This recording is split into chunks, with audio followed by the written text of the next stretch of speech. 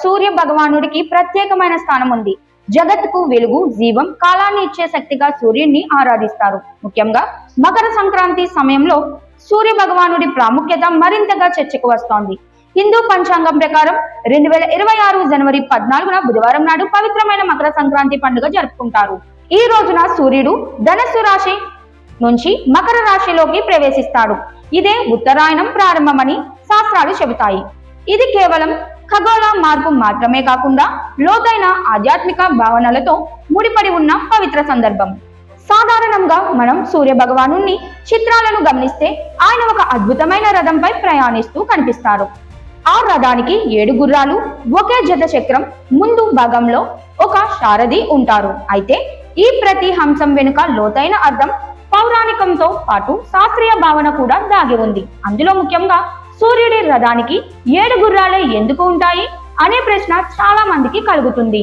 పురాణాల ప్రకారం ఈ 7 గుర్రాలు వారంలోని 7 రోజులకు సంకేతం. ఆదివారం నుంచి శనివారం వరకు సాగుతున్న కాలచక్రాన్ని సూర్య భగవానుడు తన నిరంతర ప్రయాణంతో నియంత్రిస్తాడని విశ్వసిస్తారు. కాలం ఆగకుండా ముందుకు సాగాలంటే సూర్యుడి కదలిక అత్యంత అవసరం. అందుకే ఈ 7 గుర్రాలు కాల ప్రవాహానికి ప్రతీకగా భావిస్తారు.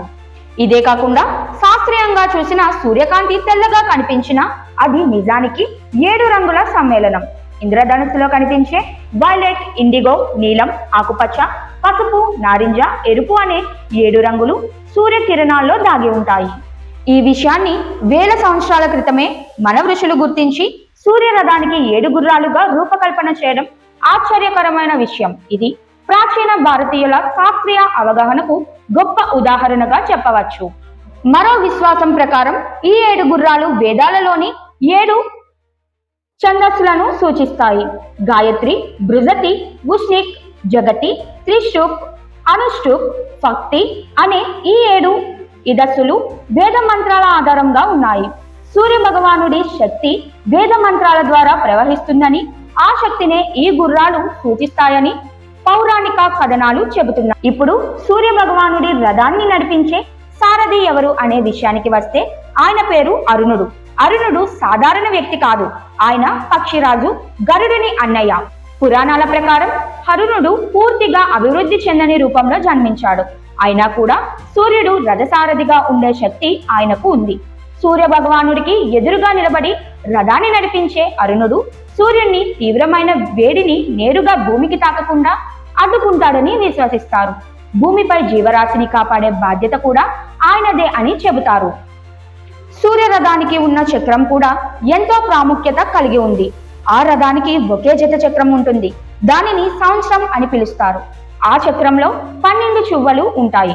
ఇవి సంవత్సరంలోని 12 నెలలకు సంకేతం. ఇలా సూర్యరథంలోని ప్రతి భాగం కాలానికి, ప్రకృతికి, జీవన చక్రానికి ప్రతీకగా నిలుస్తుంది. మకర సంక్రాంతి రోజున ఈ సూర్యరథ ప్రయాణం కొత్త దశలోకి అడుగు పెడుతుంది.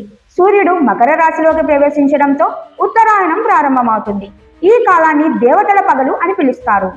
ఉత్తరాయణంలో స్వర్గ ద్వారాలు తెరుచుకుంటాయని, ఈ సమయంలో చేసే దాన ధర్మాలు, జపతాపాలు విశేష ఫలితాన్ని ఇస్తాయని విశ్వాసం. అందుకే మకర సంక్రాంతిని కేవలం పండుగగా కాకుండా ఆధ్యాత్మిక ఉత్సవంగా జరుపుకుంటారు. ఈ విధంగా సూర్య భగవానుడి రథం, 7 గుర్రాలు, అరుణుడి సారథ్యం అన్నీ కలిసి మనకు కాలం, క్రమం, ప్రకృతి సమతుల్యత గురించి గొప్ప సందేశాన్ని ఇస్తాయి.